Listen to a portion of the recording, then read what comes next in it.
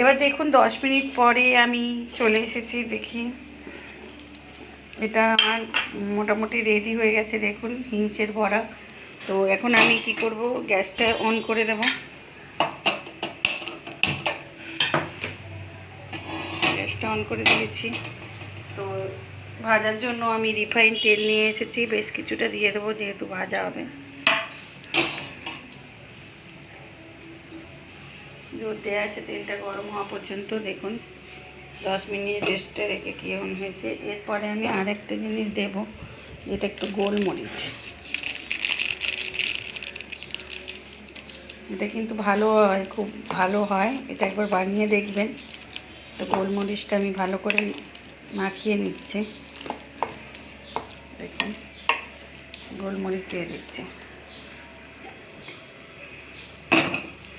এরপর তেলটা গরম হয়েছে নাকি একটু ছোট্ট দেবো, কারণ আমার তেলটা হয়নি গরম। তেলটা গরম হলে আমি তুলে দেব।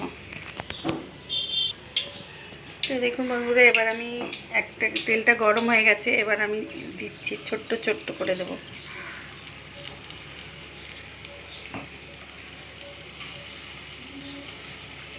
দিয়ে যেমন শেপ দিতে পারেন, কিন্তু আমি এটা ছোট্ট ছোট্ট দিচ্ছি। পকোড়া টাইপের করছি, হিঞ্চের পকোড়া।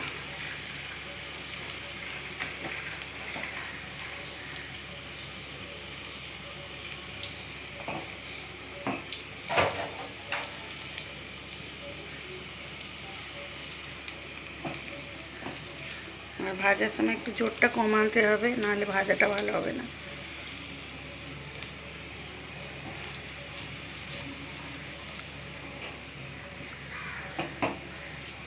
দেখুন এটা দেওয়া হয়ে গেছে।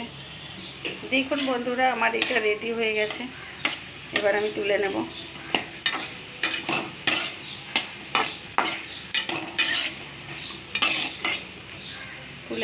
ছানটায় করে তুলব।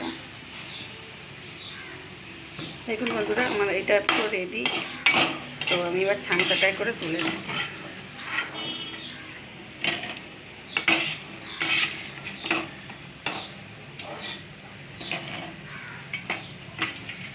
হেবি সুন্দর মচমচে হয়েছে, কিন্তু আরও বেশ কিছুটা আছে, পরে আমি ভেজে নেব। তো দেখুন বন্ধুরা, এখানে হিঞ্চের পকোড়া রেডি। তো এই হিঞ্চে পকোড়াটা যদি ভালো লাগে বন্ধুরা, একবার বানিয়ে ফেলবেন। তো প্লিজ শেয়ার, কমেন্ট, লাইক করতে ভুলবেন না। নতুন বন্ধুরা সাবস্ক্রাইব করে দেবেন। এভাবেই আমার সাথে থাকবেন, পাশে থাকবেন। আজকের মতো টাটা। আবার চলে আসবো অন্য কোনো রেসিপি নিয়ে, অন্য কোনো দিনে। টাটা, সবাই ভালো থাকবেন বন্ধুরা।